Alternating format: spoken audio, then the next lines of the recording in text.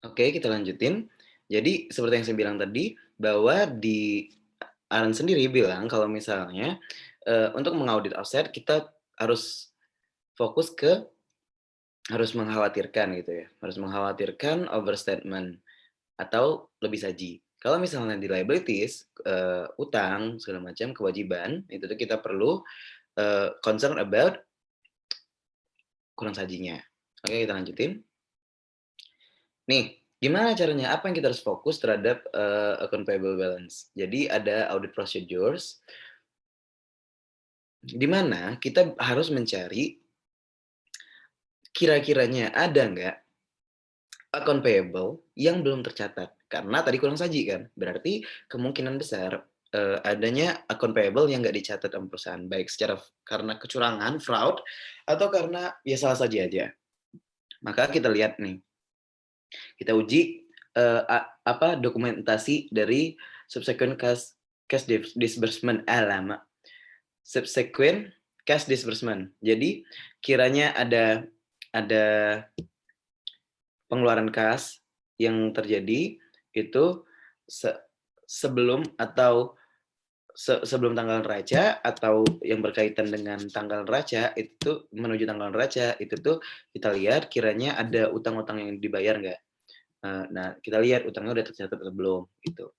Terus kita ngelihat dokumentasi dari invoice yang belum terbayar sebelum, kiranya beberapa minggu setelah, mmm, setelah tanggal dari neraca, setelah tanggal, akhir tahun.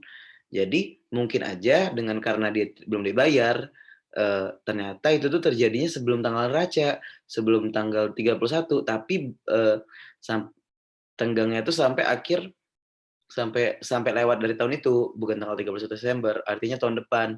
Nah, jadinya malah nggak dicatat karena lupa gitu atau gimana. Terus design and perform test of details of account balance, of account payable balance. Oh ya, by the way, yang ini tadi itu mungkin aja invoice not paid several weeks after the year end, artinya, eee, mungkin aja itu tuh selama ini belum dikategorikan sebagai account payable. Masih dikategorikan sebagai notes payable segala macam dan sekarang harus dikategorikan sebagai account payable. Artinya menjawab klasifikasi juga tuh, tujuan klasifikasi. Terus ada lagi audit procedure-nya yaitu men-trace, mengikuti jejak dari, mmm, receiving reports issued before year end and related to vendor invoices. Jadi ketika kita kita liatin tuh di mana nih, ada penerimaan barang nggak sebelum tanggal neraca, sebelum 31 Desember? Ternyata ada nih barang baru nyampe kemarin tuh. Kemarin tuh tanggal 30, tapi malamnya udah malam tahun baru tuh. Jadi atau tanggal 31, bener-bener tanggal 31-nya, malamnya mau tahun baruan atau udah mau cuti akhir tahun. Jadi gudangan udah tutup, tapi barangnya udah nyampe, udah depan, segala macam receiving report-nya udah ada gitu. Tapi belum diakuin sebagai ini, sebagai utang usaha. Harusnya diakuin kan. Nah itu perhatiin. Terus send confirmation to vendor with which the client does business. Jadi kita kirim konfirmasi utang usaha dan perhatiin di sini boleh dan wajar untuk mengirim konfirmasi utang usaha kepada yang dikatakan oleh klien kita tidak punya utang di situ. Jadi kalau misalnya kadang-kadang vendor kita sering transaksi bisnis sama dia tapi kita, bilang, "Oh nggak ada utang sama dia." Itu coba dikirim juga. Karena mungkin aja kita nggak sadar ada utang, klien kita nggak sadar. Cut off test, wah ini penting. Jadi ada pengujian perisai batas, jadinya menuju akhir tahun itu selalu ada, apa ya, namanya, eee, salah saji cut off, salah saji pisah batas. Jadi salah saji yang diakibatkan pencatatan, utang usaha mungkin pada tahun ini, padahal itu terjadi di tahun depan, atau pada tahun depan yang dicatatnya tahun ini, gitu. Terus relationship of cut of the physical observation of inventory. Jadi gimana ini penting nih, gimana caranya gimana kalau, mmm, barang tersebut tuh ada pada truknya vendor, eee, gimana kalau misalnya barang tersebut masih dalam perjalanan, gimana kalau barang tersebut udah nyampe gudang, gimana kalau misalnya barang tersebut masih di gudangnya vendor, gitu. Eee di mana kita harus mengakui kewajiban dari physical observation, kita lihat di situ nggak ada, tapi sebenarnya itu tuh udah masuk cut off, dan harus diakuin atau enggak, bisa batasnya. Jadi kalau misalnya tanggal 31 Desember tutup buku, tapi barangnya masih di perjalanan, lihat FOB-nya. Apakah itu kita sudah akuin sebagai, mmm, utang usaha apa belum, gitu. Terus audit inventory in transit, nah itulah gitu, sama kayak yang tadi. Jadi kalau misalnya masih dalam transit, masih dalam perjalanan, masih gimana, kiranya kita akuin atau enggak sebagai utang usaha, sebagai beban, gitu.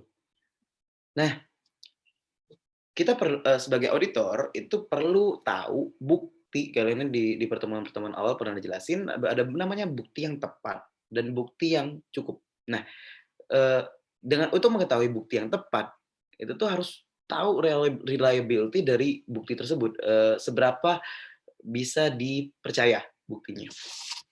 Nah, eee, ada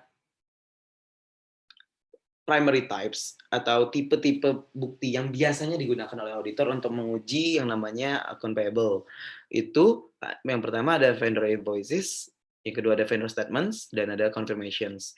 Jadi vendor invoices itu dokumen di mana kita, eee, di mana kita ditagih atas pembelian yang telah kita lakukan, akuisisi yang telah kita lakukan untuk dibayarkan. Vendor statement itu pernyataan dari vendor bahwa, ada kita punya utang segini atau kita telah membeli barang ini nih, gitu. Terus confirmation adalah permintaan dari auditor untuk, vendor mengkonfirmasi atau, mmm, memberikan informasi atas, setuju atau enggak setujunya dia terhadap pernyataan dari klien atas utang usaha yang ia miliki. Kalau nggak setuju sertakan nilai yang menurut mereka gitu, kayak gitulah kiranya. Ada konfirmasi positif dan ada konfirmasi negatif.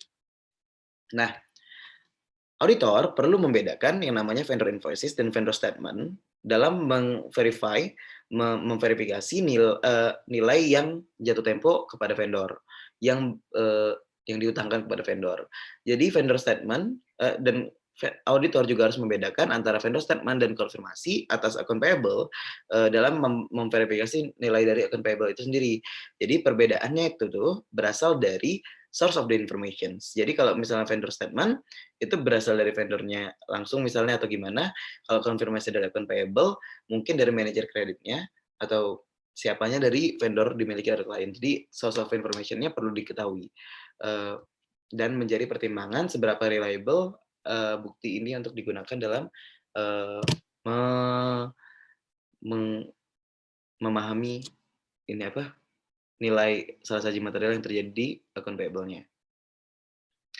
Nah, bukti lainnya yang perlu kita ketahuin itu bukti yang tadi gimana cara kita mendapatkan bukti yang tepat dan cukup tadi, Kak? Kalau dari tadi itu tepat, kualitasnya yang dilihat, sekarang kualitas, cukupnya.